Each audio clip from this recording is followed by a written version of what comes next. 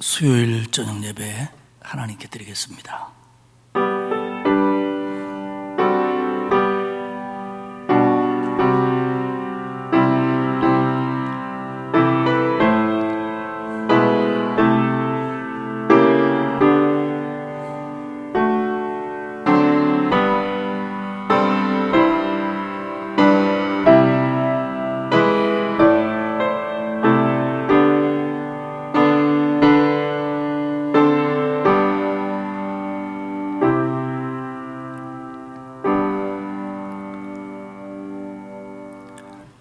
우리를 구원하사 자녀 삼아주시고 험한 세상에서도 늘 붙들어 주시며 인도해 주시는 하나님의 은혜와 사랑 진심으로 감사를 드립니다. 계속되는 코로나 상황 속에서 몸과 마음이 지쳐가는 저희들을 붙들어 주시고 이럴 때일수록 하나님께 더 가까이 가고 말씀을 가까이 하고 예배를 더 가까이 하는 우리 모두가 될 수 있도록 은혜를 주옵소서. 오늘 이 수요 예배를 통하여 우리에게 새 힘 주실 줄 믿고 예수님의 이름으로 기원하옵나이다. 아멘. 436장 찬송하겠습니다. 이 찬송 부르고 이예윤 권사님께서 기도하시겠습니다.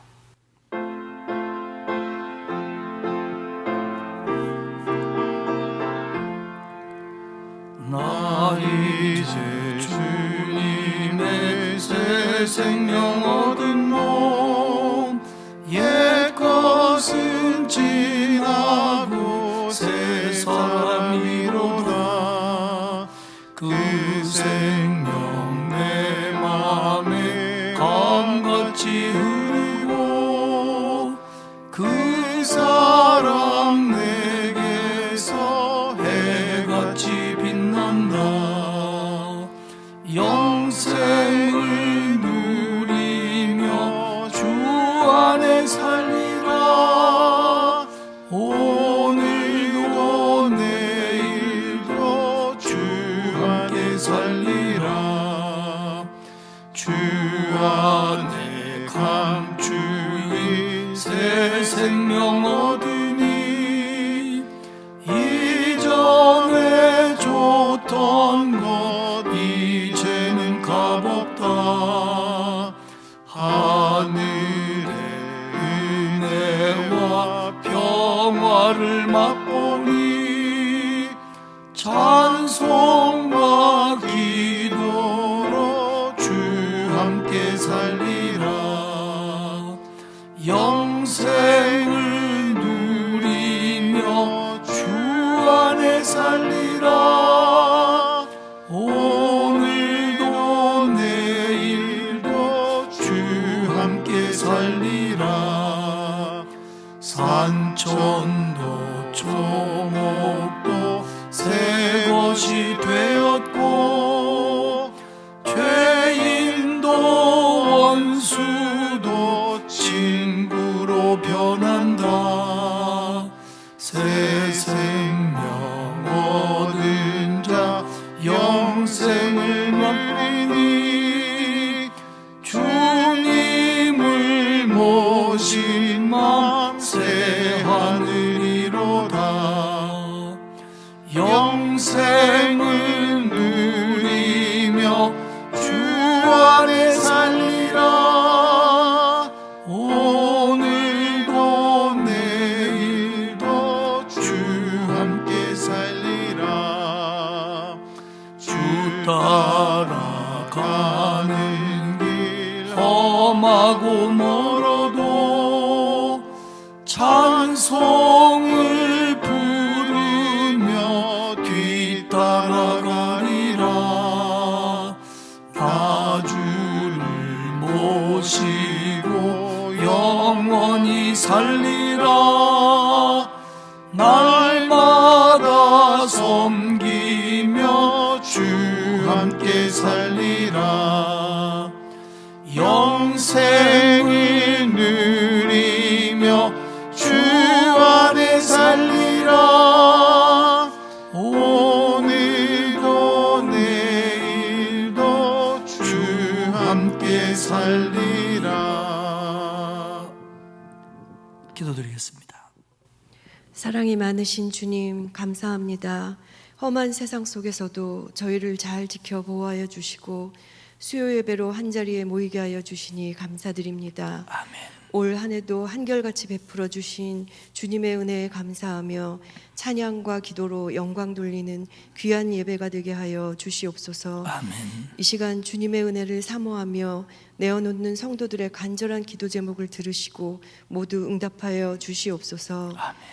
지난 해를 돌아보니 주님 보시기에 부족하고 부끄러운 일만 가득합니다. 이런저런 이유와 핑계로 게을렀음에도 보잘것없는 믿음을 자랑하며 교만하지는 않았는지 이 시간 회개합니다. 그 작은 믿음조차도 주님의 크신 은혜임을 깨달아 정말 착한 종이라 칭찬받는 저희 모두가 되게 변화시켜 주시옵소서. 아멘. 매년 맞이하는 대림절 기간이지만 그 어느 때보다도 간절히 다시 오실 주님을 기다립니다. 염려하기보다는 소망과 확신을 가지고 기도하며 순종하는 저희들 되게 붙잡아 주시옵소서. 아멘. 지금의 혼돈과 두려움이 곧 감사의 간증으로 바뀌어 기쁨으로 주님께 찬양과 경배를 드릴 날이 곧 올 줄로 믿습니다. 아멘. 저희를 긍휼히 여기시고 함께하여 주시옵소서. 아멘.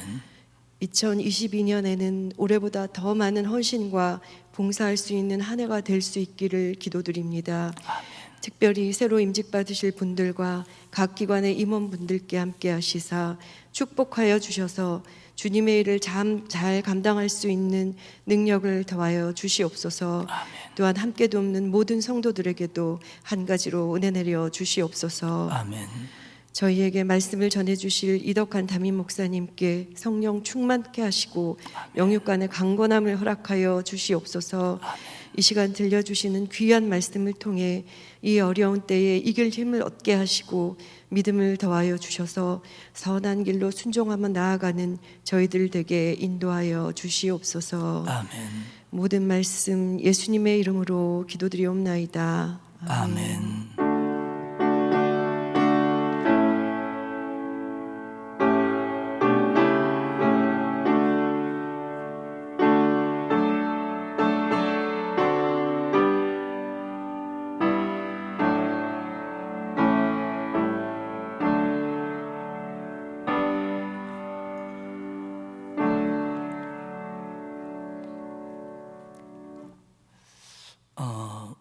코로나 환자가 줄질 않고 있어서 아마 정부가 금요일쯤에는 새로운 거리두기를 발표할 거라고 지금 예고가 되고 있습니다. 정부 시책에 따를 수밖에 없지만은 그래도 성탄절 또 송구영신 또 새해 첫 새벽 기도회 이런 것들이 우리에게 참 중요한 시간들인데 그런 걸 앞두고 좀 더 모이기가 힘들어지는 혹은 더 줄여드는 그런 조치들이 취해질 것 같아서 좀 염려스러운 마음이 있습니다. 함께 기도해 주시기 바라고 또 주어진 상황에 맞춰서 저희들이 해나가야겠지만 이런 일이 반복됨으로써 우리 믿음 약한 성도들이 예배나 신앙에서 좀 멀어질까 봐 담임 목사로서 참 안타깝고 속상하고 걱정스러운 마음이 많이 듭니다. 여러분들 함께 기도해 주시고 이 코로나 때를 우리 모두가 잘 이겨낼 수 있도록 그렇게 중보해 주시기를 바랍니다. 하나님의 말씀은 히브리서 8장입니다. 제 성경으로는 신약성경 360페이지입니다. 히브리서 8장 1절에서 마지막 절까지 한 절씩 교독하겠습니다. 히브리서 8장 1절입니다. 지금 우리가 하는 말의 요점은 이러한 대제사장이 우리에게 있다는 것이라. 그는 하늘에서 지극히 크신 이의 보좌 우편에 앉으셨으니 성소와 참 장막에서 섬기는 이시라. 이 장막은 주께서 세우신 것이요 사람이 세운 것이 아니니라. 대제사장마다 예물과 제사를 드림을 위하여 세운 자니 그러므로 그도 무엇인가 드릴 것이 있어야 할지니라. 예수께서 만일 땅에 계셨더라면 제사장이 되지 아니하셨을 것이니 이는 율법을 따라 예물을 드리는 제사장이 있음이라. 그들이 섬기는 것은 하늘에 있는 것의 모형과 그림자라. 모세가 장막을 지으려 할 때에 지시하심을 얻음과 같으니 이르시되 삼가 모든 것을 산에서 내게 보이던 본을 따라 지으라 하셨느니라. 그러나 이제 그는 더 아름다운 직분을 얻으셨으니 그는 더 좋은 약속으로 세우신 더 좋은 언약의 중보자 하시라. 저 첫 언약이 무흠하였더라면 둘째 것을 요구할 일이 없었으려니와 그들의 잘못을 지적하여 말씀하시되 주께서 이르시되 볼지어다 날이 이르리니 내가 이스라엘 집과 유다 집과 더불어 새 언약을 맺으리라. 또 주께서 이르시기를 이 언약은 내가 그들의 열조의 손을 잡고 애굽 땅에서 인도하여 내던 날에 그들과 맺은 언약과 같지 아니하도다. 그들은 내 언약 안에 머물러 있지 아니하므로 내가 그들을 돌보지 아니하였노라. 또 주께서 이르시되 그날 후에 내가 이스라엘 집과 맺을 언약은 이것이니 내 법을 그들의 생각에 두고 그들의 마음에 이것을 기록하리라. 나는 그들에게 하나님이 되고 그들은 내게 백성이 되리라. 또 각각 자기 나라 사람과 각각 자기 형제를 가르쳐 이르기를 주를 알라 하지 아니할 것은 그들이 작은 자로부터 큰 자까지 다 나를 알미라. 내가 그들의 불의를 긍휼히 여기고 그들의 죄를 다시 기억하지 아니하리라 같이 하셨느니라. 읽겠습니다. 새 언약이라 말씀하셨음에 첫 것은 낡아지게 하신 것이니 낡아지고 쇠하는 것은 없어져 가는 것이니라. 아멘. 히브리서는 그리스도의 우월성, 아니 우월성 정도가 아니라 그리스도의 절대성을 강조하는 서신입니다. 그렇기 때문에 전반부에서 예수 그리스도가 천사나 혹은 유대인들이 그토록 좋아하고 존경하는 모세보다 우월하다라는 걸 말씀을 드렸고요. 그리고 구약의 대제사장과 비교해서 예수 그리스도가 완전하고 영원한 대제사장이다라는 걸 밝혔습니다. 그렇게 하는 이유는 예수 그리스도를 믿지 않는 사람들로 하여금 예수님을 믿고 구원받게 하려고 하는 것이고요. 또 하나는 예수님을 믿는다고 하면서 예수님에 대한 믿음이 흔들리는 자들을 붙잡아주기 위해서입니다. 흔들리는 이유는 박해 때문이었고 불확실한 믿음 때문이었고 그리고 유대교의 회의 때문에 예수를 믿고 기독교인이 되었다고 하지만 흔들려서 다시 유대교로 돌아가거나 돌아가려고 하는 자들이 많이 있었다고 하는 겁니다. 그리스도가 영원하고 완전한 대제사장이라고 하는 것은 구약의 제사제도에 있어서 대제사장은 1년에 한 번 대속죄일에 성막 안에 있는 지성소에 들어가서 혹은 성전 안에 있는 지성소에 들어가서 먼저 자신을 위해서 속죄제를 드리고 그리고 그 다음에는 온 백성을 위해서 속죄제를 드림으로 그들의 백성들의 죄가 사해지는 중보자의 역할을 했습니다. 하지만 예수 그리스도는 무죄하신 분으로 자신을 위해서 속죄제를 드릴 필요가 없는 분입니다. 그렇기 때문에 자신을 위해서 속죄제를 드리는 것이 아니라 오히려 자신이 속죄 제물이 되어서 하나님께 드림으로 전 인류를 구속하는 그런 완전하고도 영원한 대제사장이다. 그러면서 그분은 하나님 앞에 우리를 구원하는 제물이 되셨다라는 걸 지금까지 쭉 얘기를 해왔습니다.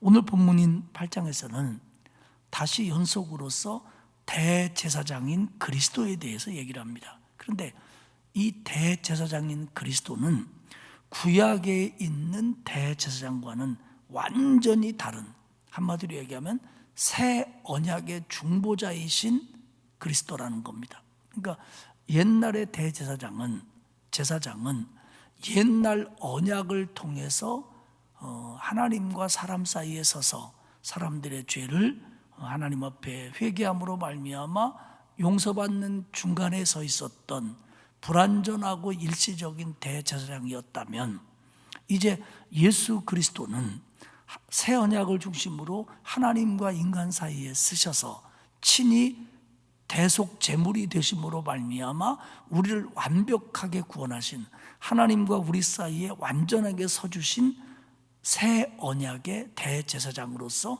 예수다라는 걸 오늘 8장에서 강조를 합니다. 첫 번째는 참 제사장이시고 영원한 제사장이신 그리스도에 대해서 이야기를 합니다. 1절을 볼까요? 지금 우리가 하는 말의 요점은 이러한 대제사장이 우리에게 있다는 것이라. 그는 하늘에서 지극히 크신 이의 보좌 우편에 앉으셨으니.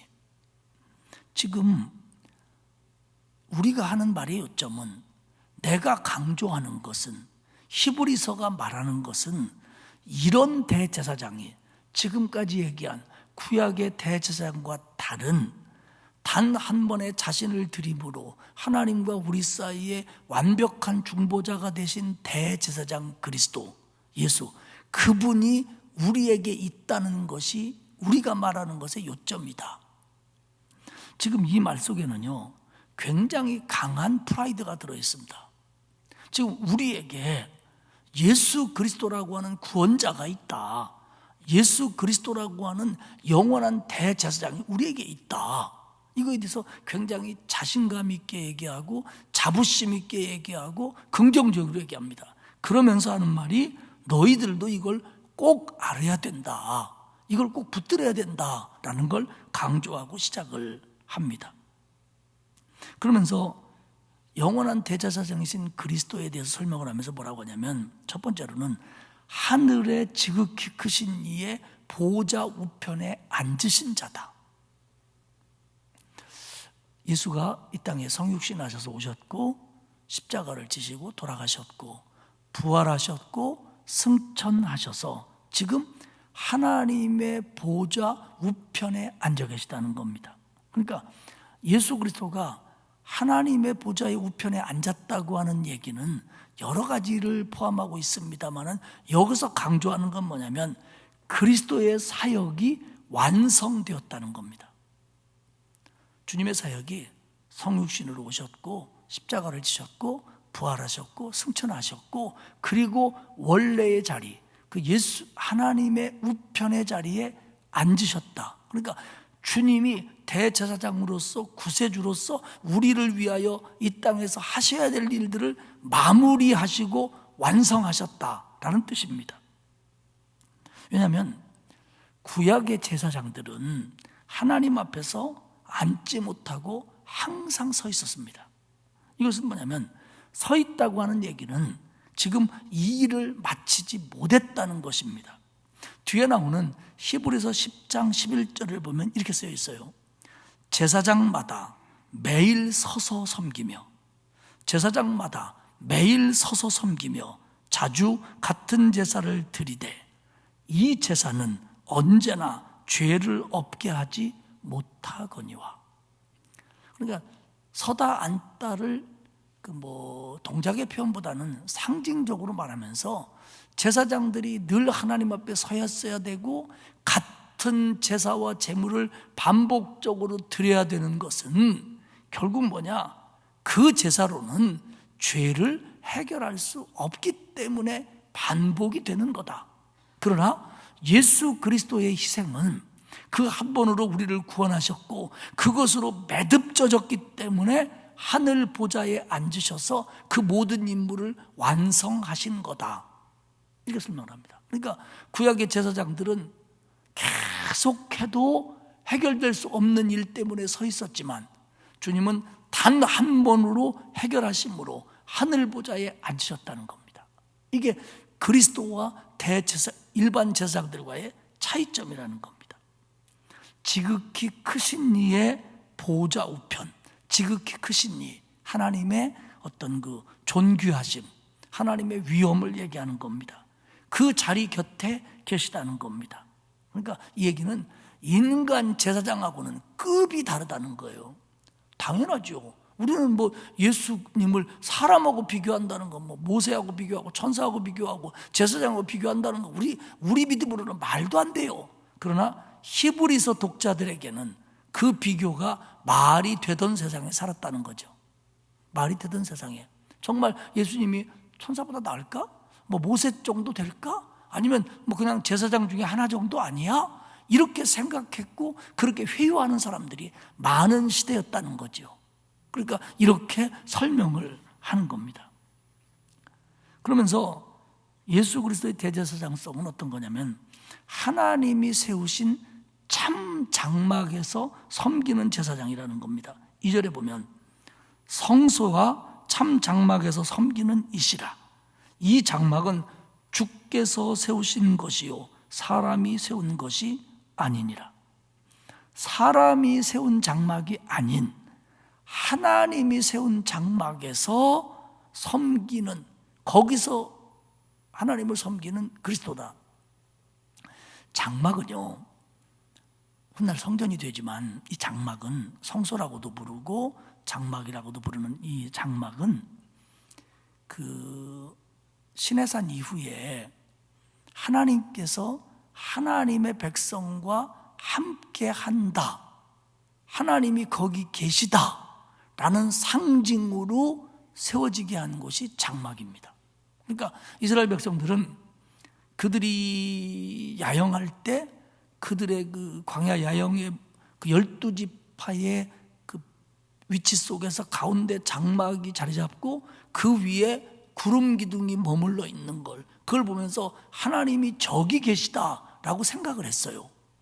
그리고 하나님이 거기 계시기 때문에 거기서 하나님 앞에 제물을 드렸고, 그래서 거기서 뭐 번제를 드리고 속죄제를 드리고, 나중에 성전이 되어서는 또 대속죄일에는 모든 백성의 죄를 지고 대제사장이 들어가서 예배를 드리고 이런 걸 했어요. 그래서 결국 하나님이 거기 계시다라고 믿어서 하나님이 거기서 영광을 받고, 그리고 사람들이 하나님께 나아가는 곳이고, 그리고 하나님께 용서받는 곳이 바로 거기다, 이렇게 생각했던 곳이 성전이고 장막입니다. 왜냐하면 하나님께 영광을 돌리고 하나님께 나아가기 위해서는 하나님이 거룩한 분이기 때문에 거룩한 분에게 나갈 수 있는 기본적인 요건이 거룩해지는 겁니다. 그러면 이스라엘 백성들은 완전히 거룩해질 수는 없기 때문에 그때 속죄를 받고 속죄 제물을 드리고 씻음을 받음으로 말미암아 순간이라도 깨끗해져서 하나님 앞에 나아갈 수 있었던 거예요. 그건 백성들도 마찬가지고 제사장도 마찬가지입니다. 그러니까 이런 곳을 하는 곳이 장막이었다는 거예요. 그런데 이 장막은 나중에 보면 설명을 쭉 해요. 그 5절에도 보면 이게 모형이고 그림자였다는 거예요. 제물을 드리고 피를 흘리고 그리고 씻음을 받고 용서를 받고 하는 것이, 이것이 예수 그리스도를 통하여 그 일이 이루어지는 것의 모형이었다는 거예요. 그림자였다는 겁니다. 가짜는 아니고 모형이었다는 겁니다. 모형. 그러니까 예수 그리스도를 통해서 용서받고 씻음받고 구원받는 거의 모형이 구약에서의 장막에서 드려지는 예배고 거기서의 모든 일이었다는 겁니다. 그런데 그리스도는 참 장막에서 섬기는 분이라는 거예요.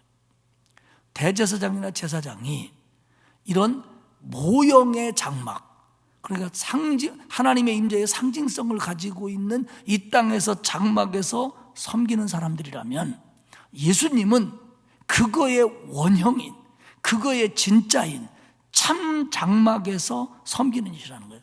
여기서 이 참이라고 하는 이 단어는 참되다, 영원하다, 그런 뜻입니다.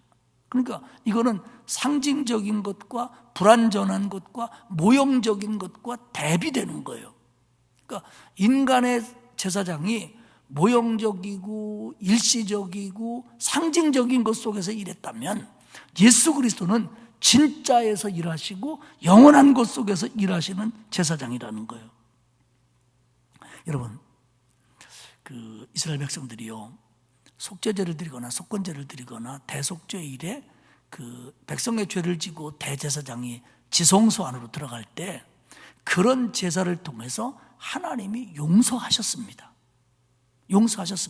그러니까 짐승을 잡아서 그 피를 흘림으로써, 내가 죽어야 될 건데 저게 죽었습니다, 하나님 나를 용서하십시오. 그러면 하나님이 용서하셨어요. 속죄제와 속건제를 받으시고 진심으로 드리면, 그러면 짐승을 잡아 드린다고, 짐승을 잡아 죽인다고 내가 용서받을 수 있었다는 건 무슨 얘기냐면 실제적으로 그런 것들의 원형을 통해서 용서받을 수 있는 진짜가 있었다는 거예요. 그게 뭐냐? 그리스도의 십자가입니다. 십자가의 보혈로 구원받는다고 하는 진짜가 있었기 때문에 양의 피를 흘림으로 비록 순간적이지만, 제한적이지만 그 양의 피에 얹었던 내 죄가, 그리고 속죄제물로 함께 됐던 내 죄가 순간 용서받는다고 하는 것이 실제화될 수 있었던 것은 진짜가 있었기 때문이라는 거예요. 그럼 우리는 이렇게 질문할 수 있습니다. 아니 목사님, 구약에서 속죄제물을 드리거나 번제물을 드리는 것이 먼저고 예수 그리스도의 십자가는 한참 뒤의 사건인데 이것 때문에 이거가 효력이 있을 수 있는 겁니까? 예, 있는 겁니다. 이게 하나님의 시간이에요. 그리고 예수 그리스도의 십자가는 언제나 영원한 현재입니다. 제가 한번 이렇게 물어볼게요. 예수님이 십자가에 달려 돌아가셨습니다. 믿습니까? 예, 이럴 때는 마스크 했어도 아멘 해야 돼요. 여러분의 운명이 바뀔 수 있어요. 그러면 우리는 그 예수 그리스도의 십자가를 믿음으로 구원 받았습니까? 그러면 어떤 사람이 예수님 살아계실 때 동시대를 살았어요. 그 사람이 예수님을 구세주로 믿었어요. 그런데 예수님이 십자가에 달리시기 전 일주일에 죽었어. 일주일 전에. 그러니까 이 사람은 예수님이 십자가에 달릴 줄은 몰랐어요. 그런데 구체적으로 몰랐어요. 그리고 예수님께서 내가 너희 죄를 위해서 세상 죄를 지고 가는 어린 양이다 이런 얘기할 때 그게 뭔가 그게 맞겠지 하고 예수님을 구세주로 믿었어요. 메시아로 믿었어요. 그런데 예수님이 십자가에 지시기 전 일주일 전에 죽었어요. 이 사람이 여자인지 남자인지는 몰라요. 죽었어요. 그리고 예수님은 일주일 뒤에 십자가에 달려 돌아가셨어요. 이 사람이 구원받을 수 있었을까요? 없을 것 같아요? 손 들어볼까요? 우리? 투표해볼까요? 3분의 2 이상으로? 저는 그 사람이 구원받았을 거라고 믿습니다. 왜냐하면 예수님을 메시아로 믿었으니까. 그러나 이때는 예수님의 십자가 사건이 역사적으로 나타나지 않았을 때예요.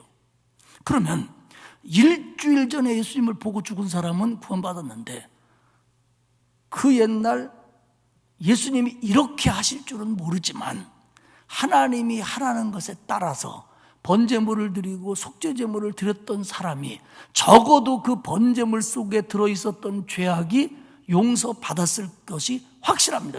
하나님이 그렇게 말씀하셨으니까.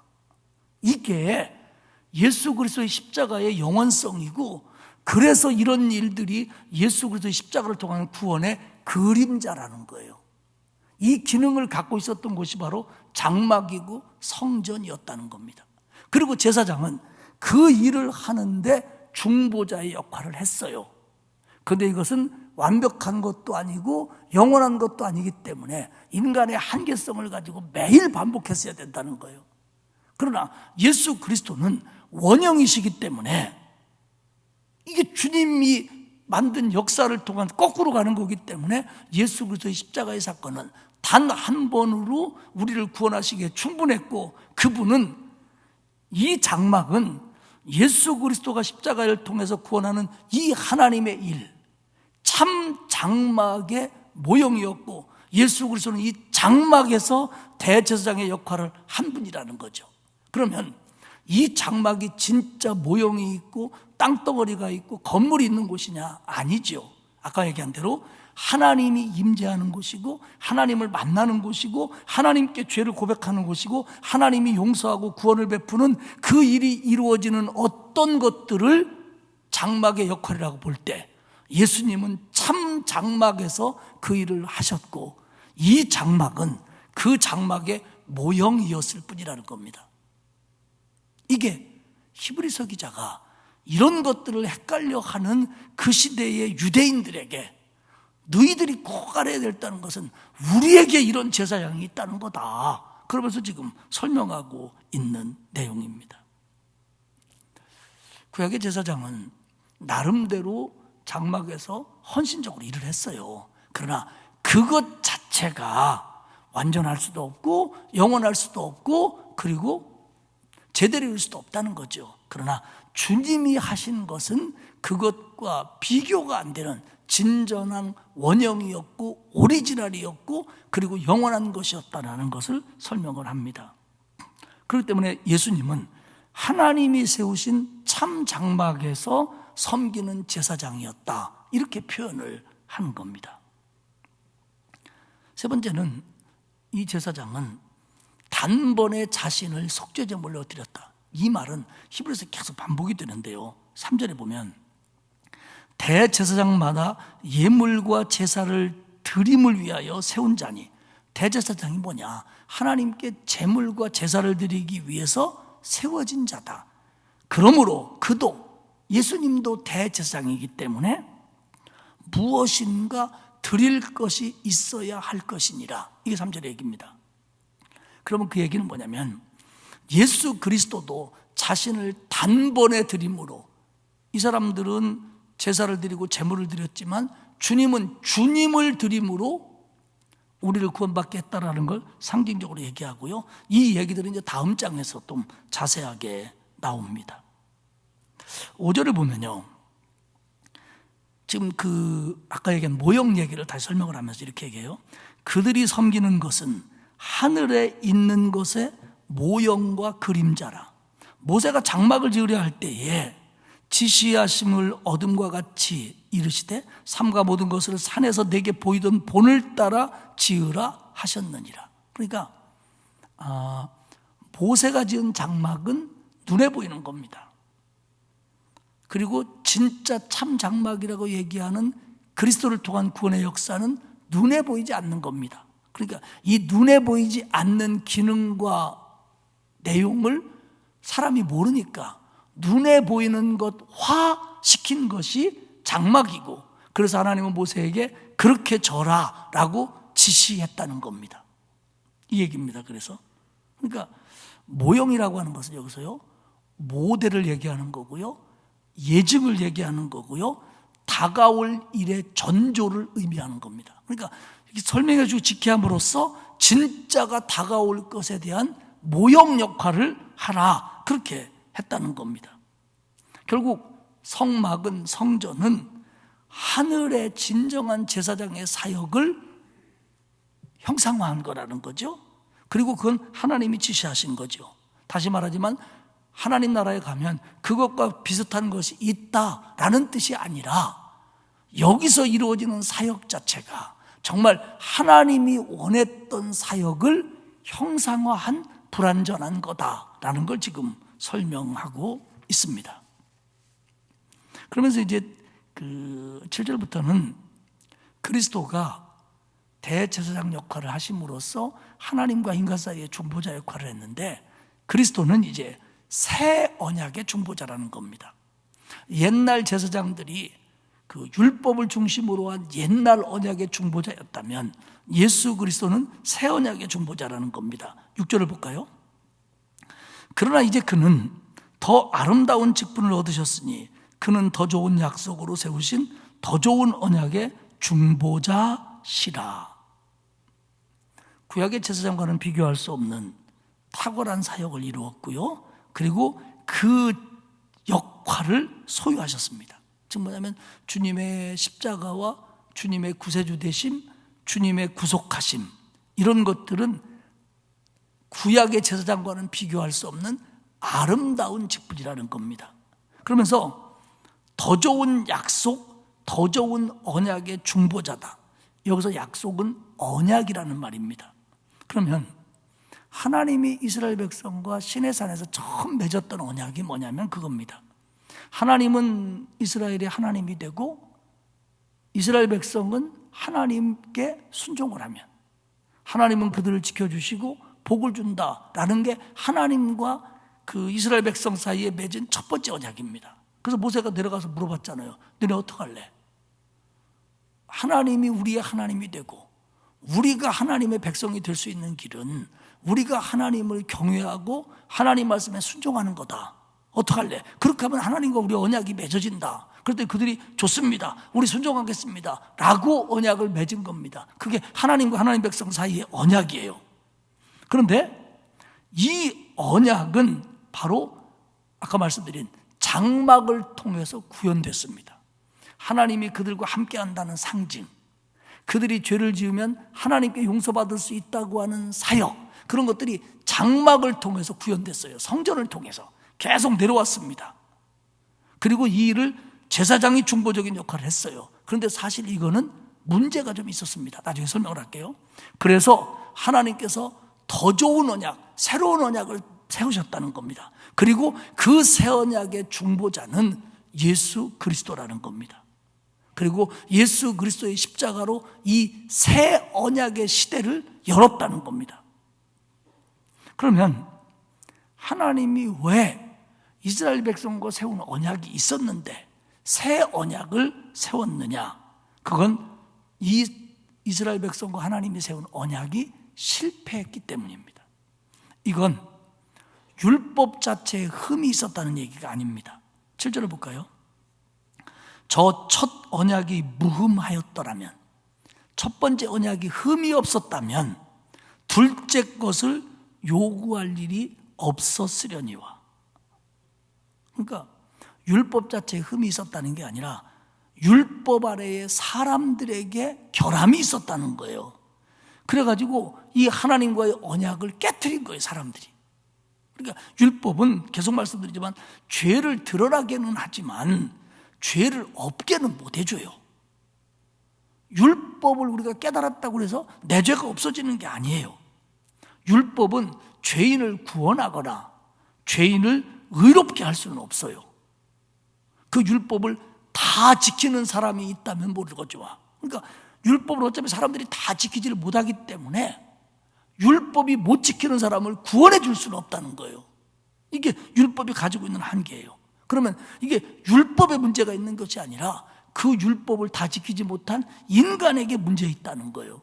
그래서 하나님은 그것 가지고 안 된다는 걸 인간에게 깨닫게 하시고 그리고 새 언약을 세우셨는데 거기 중심에 그리스도가 있다는 거예요. 우리가요, 정말 나는 죄 하나도 안 졌어, 안 질 자신 있어, 나는 정말 흠이 없어, 나는 거룩해, 그러면 예수 그리스도의 대속을 믿을 필요가 없어요. 아니, 나는 죄가 하나도 없는데 왜 내 죄를 위해서 예수님이 죽어? 지금도 이렇게 생각하는 사람은 구원 못 받아요. 그러니까 정말 우리가 예수님이 내 죄를 씻어줄 죄가 요만큼도 없다면 우리는 예수님이 필요 없을지도 몰라요. 그런데 결국 이 율법 아래에서는 모두가 다 자기들이 실패자고 죄인이라는 걸 알게 됐단 말이에요. 그러니까 이제는 그런 상태에서 인간을 구원할 또 다른 언약을 하나님이 세워주신 게 뭐냐면 예수 그리스도의 보혈로 사람들을 씻어주시고 그 은혜를 믿음으로써 구원받는 길을 열어주셨다는 겁니다. 할렐루야. 지금도 만약 우리에게 우리의 행위가 완벽해야만 구원받는다고 한다면 구원받을 사람 없습니다. 그리고 우리의 행위가 완벽해야 구원받는다고 한다면 예수 그리스도의 공로가 우리에게 의미가 없죠.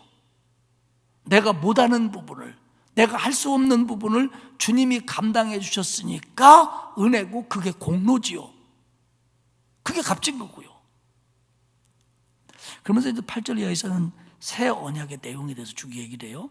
근데 이 귀절은 예레미야 31장 31절에서 34절까지 인용입니다. 근데 그때 예레미야가 외친 이 말씀의 그 실제적인 내용은 뭐냐면 이제 포로로 잡혀간 유대인들을 하나님이 회복시키실 것이다. 그리고 하나님이 그 회복시키시는 내용은 그 백성들을 하나가 되게 하고 하나님과 화해하게 할 거다라는 게 예레미야가 얘기한 예언이에요. 근데 이것은 오늘 뭐를 상징하냐면 그리스도의 보혈로 하나님과 사람들이 화해하게 될 것이다, 구원받고 하나님과 교제하게 될 것이다를 상징한다라고 설명을 합니다. 그래서 8절에 뭐라고 얘기하냐면 하나님이 새 언약을 맺을 것이다. 8절에 얘기하죠. 그들의 잘못을 지적하여 말씀하시되 주께서 이르시되 볼지어다 날이 이르르니 내가 이스라엘 집과 유다 집에 더불어 새 언약을 맺으리라. 하나님이 이제 하나님의 백성과 새 언약을 맺는다는 거예요. 이중적인 의미로 그리스도를 통한 구원의 새 언약을 맺는다는 의미입니다. 그리고 이 언약은 9절에 보면 모세와 맺은 언약은 그것과는 다르다는 겁니다. 9절을 볼까요? 또 주께서 이르시되 이 언약은 내가 그들의 열조의 손을 잡고 애굽 땅에서 인도하여 내던 날에 그들과 맺은 언약과 같지 아니하도다. 그 시내산에서 맺은 언약, 그 언약하고 이 언약은 다르다. 왜냐하면 백성이 그 언약을 지키지 않았어요. 그래서 하나님이 그들을 돌보지 않으셨어요. 9절 후반절에 보면 그들이 내 언약 안에 머물러 있지 아니하므로 내가 그들을 돌보지 아니하였노라. 그들이 언약을 깨뜨렸기 때문에 그들은 광야에서 죽었습니다.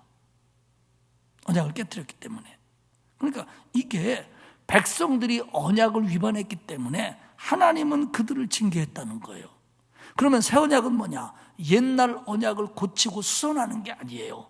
완전히 전적으로 새로 세우신 언약입니다. 그 언약은 백성들에게 유리한 언약이에요.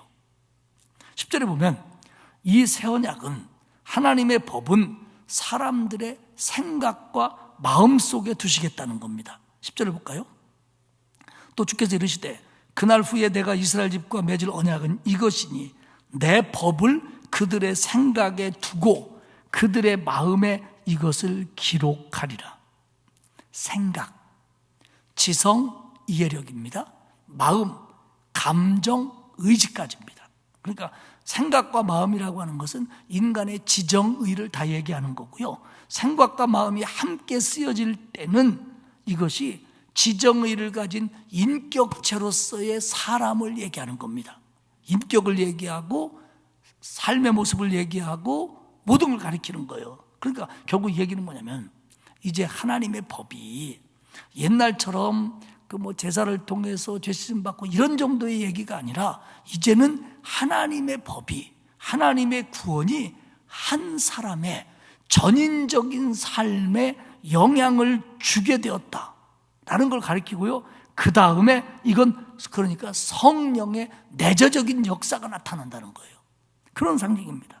그러니까 이제 하나님이 제사라고 하는 형식을 통해서 사람들을 만나는 게 아니라 정말 우리의 마음과 생각에 구원을 주시고 성령이 내재하심으로써 우리의 전인적인 삶을 통해서 하나님을 만나는 그런 새 언약을 우리에게 주셨다는 겁니다. 목적이 뭐냐? 그 역사를 통해서 처음 얘기한 것처럼 하나님이 우리의 하나님이 되고 우리가 하나님이 백성이 되는 진짜의 모습을 끌어가기 위해서 그렇게 하시겠다는 거예요. 다른 점은 뭐냐? 11절에 이제 그거는 모든 사람과 모든 나라가 대상이라는 거예요. 보편적. 그전에는 이스라엘 백성만 하나님의 것이라고 생각했는데 이제 하나님의 새 언약은 보편적인 거라는 거예요. 그러면서 그들의 작은 자들로부터 큰 자까지 하나님을 아는 직접성 가지고 있는 언약이라는 거예요. 좀 엄밀하게 말하면 이제는 인간 대제사장이 필요 없고 인간 제사장이 필요 없고 주님이 만들어 놓은 사역을 통하여 성령의 내재적인 역사를 통하여 사람들이 하나님과 직접적으로 만날 수 있고 그리고 그것은 모든 인간들이 믿음을 갖는다면 보편적으로 누릴 수 있는 은혜가 된다라는 게 이게 새 언약이라는 거예요. 전의 언약은 그런 거 없었어요. 이스라엘 백성이어야 되고 제사라고 하는 제물이라고 하는 형식을 통해야 되고 그랬어요. 근데 하나님이 주신 새 언약은 그리스도를 통해서 우리의 죄를 씻음으로 말미암아 우리를 구원하셨고 이제는 그 구원받은 자들에게 하나님의 영이 우리의 마음과 생각을 다스림으로 말미암아 우리의 삶 속에서 하나님을 직접적으로 대할 수 있는 그런 은혜가 생겼고 이것은 유대인뿐만 아니라 모든 보편적인 사람들에게 우리를 포함해서 예수를 믿는 모두에게 나타나는 역사가 이제는 새 언약이라는 겁니다. 할렐루야. 이건 굉장한 거예요. 저는요 히브리서를 읽어보면서 저는 이제 목회를 수십 년 했잖아요. 그리고 신학대학을 나왔고 대학원에서 공부를 했고, 그리고 뭐 설교를 수십 번, 수백 번, 수천 번 했을 거예요. 그러면서 뭐 공부하고 읽고 또 기도하고 배우고 이러면서 정리된 내용도 있는데, 어떻게 히브리서 기자는 이때에 이런 사실들을 글로 기록할 수 있었을까? 이게 하나님이 주신 감동이 아니고는 이런 일이 일어날 수가 없어요. 이때 무슨 신학이 있었습니까?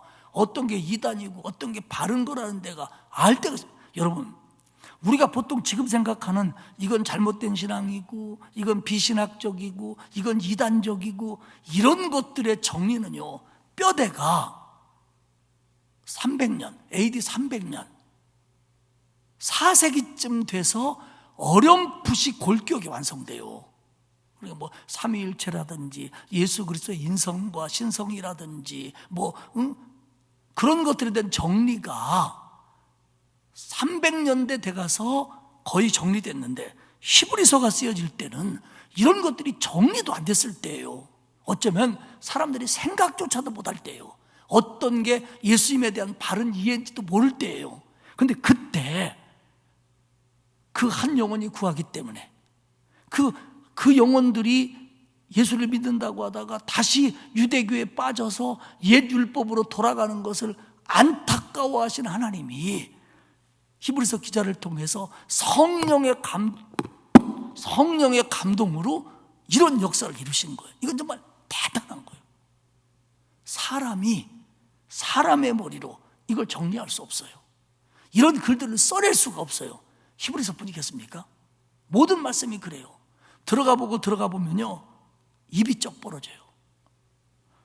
저는 오늘 설교 준비하다가요, 한참 멈췄어요.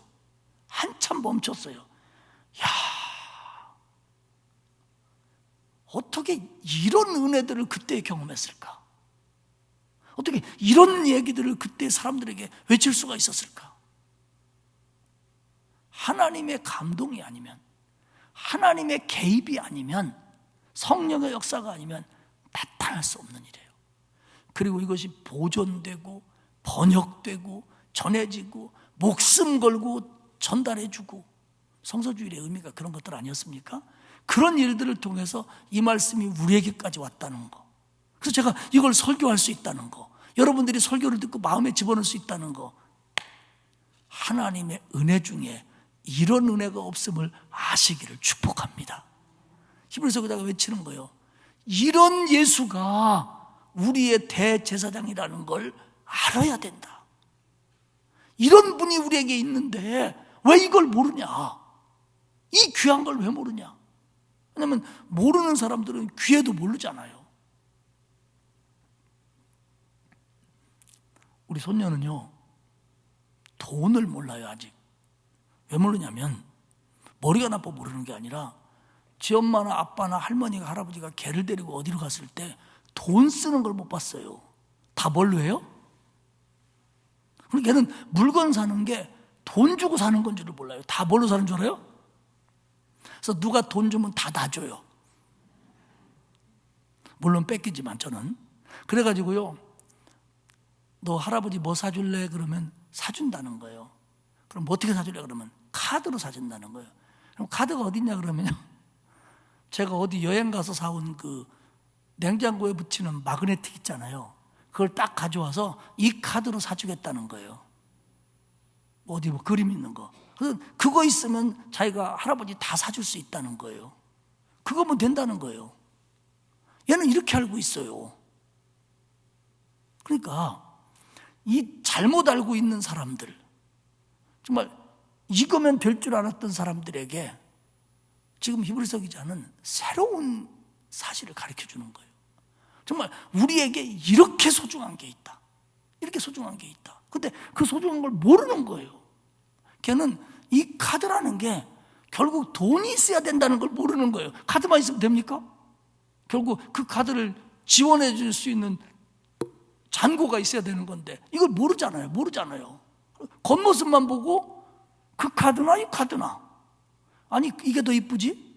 마그네틱이 냉장고에 붙여놓고. 걔 부자예요. 마그네틱 많아요, 냉장고에. 예. 히브리서 기자는 마음이 안타까운 거예요. 아니, 이렇게 귀한 은혜가 있는데, 이런 분이 있는데 어떻게 너희들이 그분을 안다고 했다가 되돌아가냐? 아니, 박해가 온다고 어떻게 이분을 놓으려고 그러냐? 아니, 어떻게 이 사실에서 흔들릴 수가 있냐? 이거 말도 안 된다. 그러면서 지금 열심히 설명하는 거예요. 그러면서 12절에 이렇게 얘기합니다.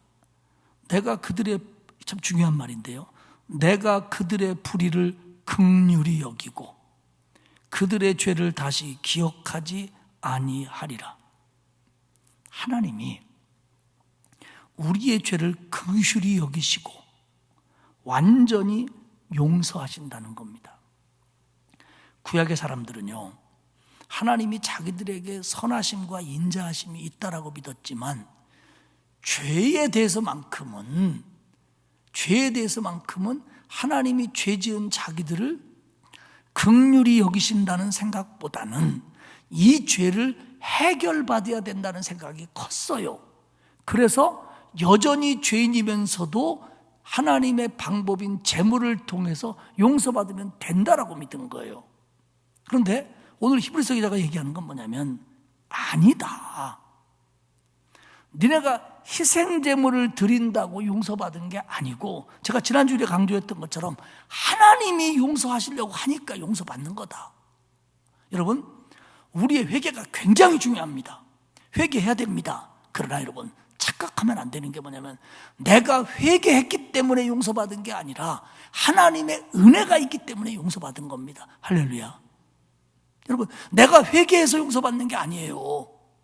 회개는 당연히 해야 되지만 하나님의 은혜가 먼저 있기 때문에, 하나님의 긍휼이 먼저 있기 때문에, 회개하면 용서하신다고 하는 하나님의 은혜가 전제됐기 때문에 내가 용서받는 거예요.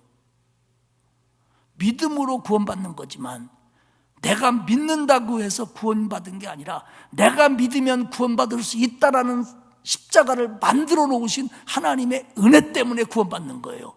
제 이 설명 이해가 가시죠? 그러니까 이게 믿음으로 구원받는다고 하지만 내 믿음 때문에 구원받는 게 아니에요. 그래서 바울은 이 믿음도 하나님 주신 선물이라고 그랬다. 이걸 만들어 놓으셨기 때문에. 결국 하나님께서 만들어 놓으신 예수 그리스도의 십자가의 희생 제사로 말미암아 우리는 다 구원받게 되었고, 그것이 하나님이 우리를 긍휼히 여기신 거고 내 죄를 기억하지 않기 때문이라는 거예요. 마지막 13절입니다. 새 언약이라 말씀하셨으며 첫 것은 낡아지게 하신 것이니 낡아지고 쇠하는 것은 없어져 가는 것이니라. 이 말은요, 단도직입적으로 얘기하면 이제 옛날 방식으로는 효력이 없다라는 뜻입니다. 그러니까 만약에 다시 구약으로 돌아가서 유대의 방법으로 돌아가서 희생제물을 드림으로 용서받으려고 하는 것조차 이제는 효력이 없다. 왜? 예수 그리스도의 십자가가 나타났으니까. 이게 이 새 언약이 현실화되기 전에는 구약의 제사의 방법을 통해서 순간적이나마 씻음을 받았어요. 근데 지금 누가 구약의 율법을 가지고 우리 중에 누가 죄를 지면은 속죄제를 드리라고 그랬으니까 우리가 속죄제 제물을 하나 잡아가지고 그 방법과 똑같이, 정말 안타까운 마음으로 똑같이 속죄제를 구약의 레위기의 정신과 방법에 의해서 드렸다고 해도 용서받지 못한다는 거예요. 왜? 이제는 이게 옛 언약은 새 언약으로 인해서 폐기됐어요. 그렇기 때문에 우리가 구원받을 수 있는 길은 십자가밖에 없고요, 우리가 죄 씻음 받을 수 있는 길은 주님의 십자가를 붙드는 것밖에 없는 거죠. 이제 이 방법으로는 아무것도 할 수 없어요. 그런데 히브리서가 쓰여질 때 여기에 있던 사람들이 저 방법으로 돌아가려고 했던 거예요. 이 제사장이나 이 제사장이나 이 예배나 그 제사나 그 방법이나 이 방법이나 이렇게 생각했다는 거예요. 근데 그 방법은 안 된다는 거예요. 이제 이거는 폐기 처분됐어요.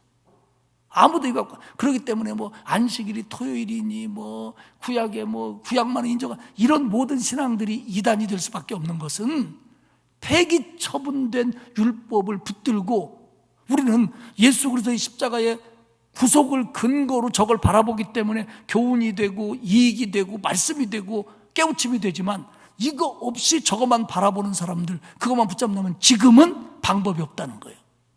이단일 수밖에 없다는 거예요. 그건 이 얘기예요. 바로 이게 다 낡아지게 한 것이고, 낡아지고 쇠하는 것은 없어지는 것이다. 그거 갖고는 안 된다는 거죠. 그거 붙들지 말라는 거예요. 우리가 구약의 율법 붙들어 갖고는 구원 못 받는다는 거예요. 다시 말씀드리지만, 주님의 구속자적인 입장에서, 주님의 십자가를 통한 구원받은 입장에서 구약을 바라보는 것은 굉장히 유익해요. 요즘에 그런 입장에서 시편을 바라보니까 시편이 얼마나 감동적입니까? 그러나 만약에 시편만 붙들고 구원받으려고 한다면 길은 없어요. 우리에게는 예수 그리스도의 십자가가 있기 때문에 그 길이 은혜의 길이 되는 거죠. 말씀을 맺겠습니다. 그 새 언약, 그리스도에 의한 새 언약, 그 새 언약이 소중하고 그건 아름다운 거고, 그 새 언약의 중보 역할을 그리스도가 하신 거예요. 그런데 그것은 참 장막에서 이루어졌다. 저것과 비교할 때 형태가 있는 장막이 아니라 하나님의 구원의 역사가 진짜로 이루어지는 것, 그리고 그것은 예수 그리스도는 하늘 보좌에 계시다. 다시 말하면 주님의 임무는 완성됐다. 그리고 이건 참 장막이고 참 대제사장이다. 그러니까 이건 영원한 것이고 진짜다. 그리고 이건 더 좋은 언약이다. 새로운 언약이다. 이게 뭐냐면 그리스도를 통한 구원의 완전성의 언약이라는 겁니다. 이 모든 걸 통틀어서 새 언약이라고 부르는 거예요. 그리고 이 새 언약의 중심에는 하나님과 우리의 중보자가 되고 새 언약을 우리 것으로 만들어준 예수 그리스도, 그분의 십자가가 이 앞에 있는 겁니다. 그러면 새 언약 아래에 있는 우리는 완벽합니까? 우리는 구약의 사람들과 비교해 볼 때 더 죄를 안 짓고 더 경건하고 모두가 다 그들보다 거룩한 겁니까? 그렇지는 않을 겁니다. 그렇지는 않을 겁니다. 새 언약이 왜 귀하냐면, 새 언약을 믿는 우리가 완벽해서가 아니라 이 새 언약이 완벽하기 때문이에요. 그러니까 우리가 구약의 사람들보다 더 신앙적이거나 더 하나님을 잘 믿는 사람들이어서가 아니라 우리를 구원하는 그리스도의 십자가가 더 완벽한 것이기 때문에 그렇다는 겁니다. 할렐루야. 그래서 사실 우리가요, 구약 사람들이 하나님 믿는 방법이요, 우리가 믿는 것보다 훨씬 어려워요. 돈도 겁나게 많이 들어가요. 뭐 잡아와야 되고 끌고 와야 되고 뭐 난리도 아니에요. 그런데 우리가 그렇게 못해도 우리가 더 하나님 앞에 완전한 구원을 얻을 수 있는 것은 주님의 십자가 때문입니다. 그러니까 감사한 거예요. 그래서 우리는 이 새 언약의 주님을 바라볼 때마다 우리는 그런 마음이 들어야 돼요. 첫째는 감사해야 됩니다. 야, 이 헤맬 때가 아니고 이런 완벽한 언약 밑에 우리를 살게 하신 하나님 감사하다. 그리고 또 하나는 격려를 받을 수 있어요. 그래, 저들은 잘못되면 또 해야 되고 또 해야 되고 또 해야 되고 그랬는데 우리는 주님이 완벽하게 해주심으로 말미암아 나 같은 죄인도 완벽하게 구원받을 수 있다. 그래, 나도 할 수 있어. 나도 하나님의 좋은 백성이 될 수 있어. 이런 격려를 받을 수가 있어요. 그리고 더 나아가서 우리는 이 모든 것들에 대해서 두렵고 떨리는 마음이 있어야 돼요. 하나님이 이렇게 해주신 것이 얼마나 귀한 거고 값진 거, 그냥 뭐 낼름낼름 받아먹을 수 있는 문제가 아니라, 처음에는 쉬웠다고 생각하지만 세월이 흐르면 흐를수록 야, 이게 정말 두렵고 떨리는 일이구나. 내가 뭐라고 나 같은 걸 위해서 주님이 십자가에 달려 죽어주신 거, 이 사실이 얼마나 경이롭고 경외심이 들어가는 일이고, 그리고 이것 앞에서 내가 어떻게 해야 되는가가 점점 우리 마음속에서 심화되어진다는 거예요. 그러니까 예수 믿으면 구원받는데, 초짜 때는 그렇게 쓸지 모르지만 지나면 지날수록 그게 얼마나 나한테 소중한 거고 값진 거고 무게가 있는 건지, 그래서 내가 얼마나 더 하나님 앞에 바른 신앙인으로 살아가야 되는지를 주는 힘인 동시에 때로는 중압감이라는 거예요. 깨달으면 깨달을수록, 그 은혜 속에 들어가서 자유함을 누리면 누릴수록 책임이 커지는 거예요. 구원받을 확신이 생기면 생길수록 사실은 헌신에 대한 도전이 커지는 거예요. 이게 십자가입니다. 이게 주님의 은혜를 생각하면서 우리 모두가 감사해야 되고요. 그리고 하나님 안에서 소망이 있기 때문에 나 같은 것도 그 아래 들어갈 수 있다는 것에 대해서 격려받아야 되고요. 그리고 말씀드린 것처럼 하나님을 경외하며 순종하는 사람이 되어야 됩니다. 이게 새 언약의 중보를 하신 주님이 우리에게 바라는 거고, 그걸 믿는 사람이 가져야 될 마음의 자세입니다. 그리고 걱정하시지 마세요. 왜? 성령이 우리 안에 오셔서 우리를 반드시 그렇게 더 만들어 가실 줄 믿습니다. 그래서 우리가 정말 이 믿음이 우리에게 있다는 것, 아니 내게 있다는 것에 대해서 감사하시고, 이런 대제사장이, 이런 중보자가, 이런 예수가 내게 있다는 것, 이것으로 감사하고 힘없고 그리고 기쁨으로 살아가는 저와 여러분이 되시기를 축복합니다. 하나님 고맙습니다.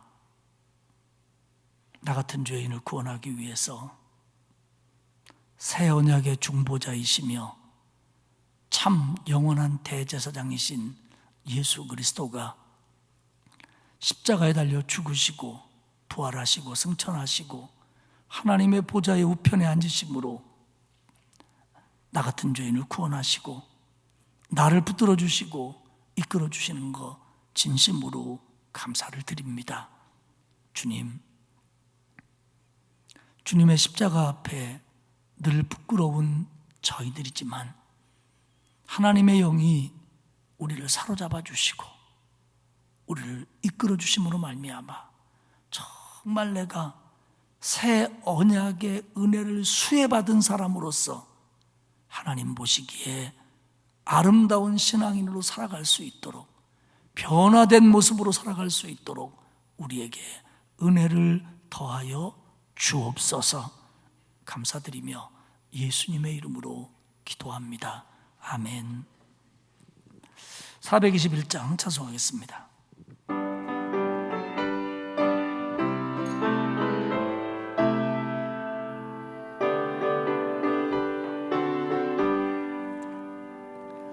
내가 예수 믿고서 죄사함 받아 나의 모든 것 다 변했네.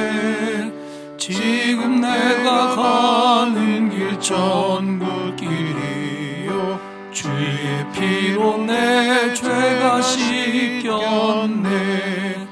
나의 모든 것 변하고 그 피로 구속받았네. 하나님은 나의 구원 되시오니 내게 정죄함 없겠네. 주님 밝은 빛 되사 어둠에 치니 나의 모든 것 다 변했네. 지금 내가 주 앞에 온전케 됨은 주의 공로를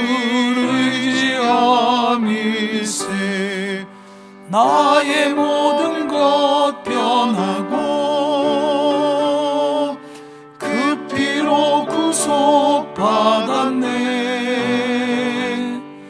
하나님은 나의 구원 되시오니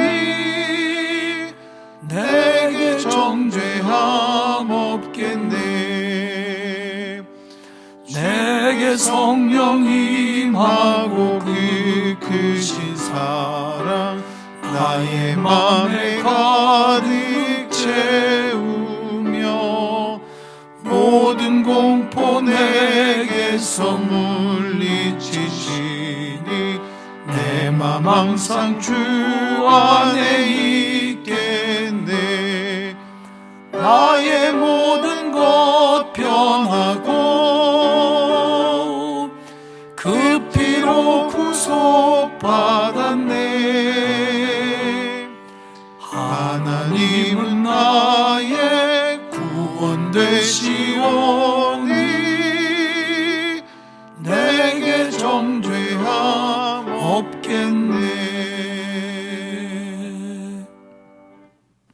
아멘. 코로나가 심합니다. 여러분들 조심들 하시고 또 우리 교회를 위해서, 공동체를 위해서도 중보해 주시기를 바랍니다. 기도하겠습니다.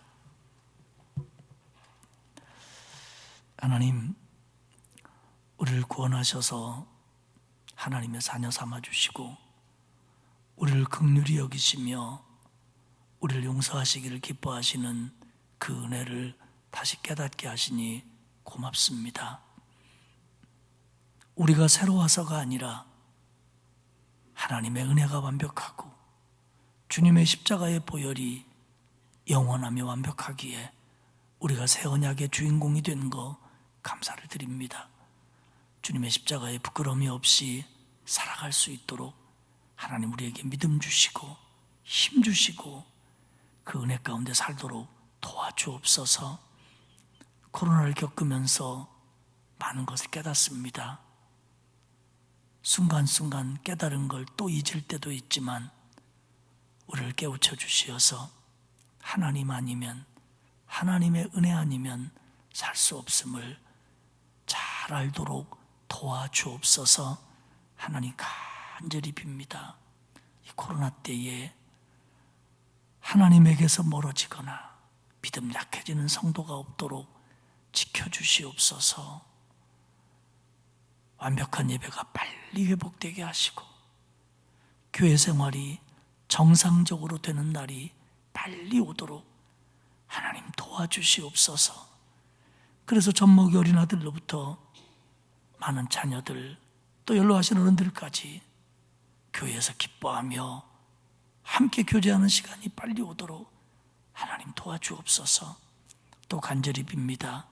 우리 성도들, 자녀들, 가족들, 아기들까지 하나님 코로나로부터 지켜주시고 하나님이 방패되시며 또한 때로는 피난처 되어주시고 때로는 산성이 되어 주시옵소서. 그래서 이 코로나로 큰 어려움 당하지 않도록 우리 성도들을 지켜 주옵소서. 남은 한 주간도 우리 주님이 내게 있다는 것 때문에, 이 영원한 대제사장이 내 곁에 있다는 것 때문에 자부심을 느끼고 감사하고 기뻐하며 힘있게 살아가는 한 주간이 되도록 우리를 붙잡아 주옵소서. 감사드리며 예수님의 이름으로 기도하옵나이다. 아멘. 하늘에 계신 우리 아버지, 아버지의 이름을 거룩하게 하시며 아버지의 나라가 오게 하시며 아버지의 뜻이 하늘에서와 같이 땅에서도 이루어지게 하소서. 오늘 우리에게 일용할 양식을 주시고 우리가 우리에게 잘못한 사람을 용서하여 준 것 같이 우리 죄를 용서하여 주시고 우리를 시험에 빠지지 않게 하시고 악에서 구하소서. 나라와 권능과 영광이 영원히 아버지의 것입니다. 아멘.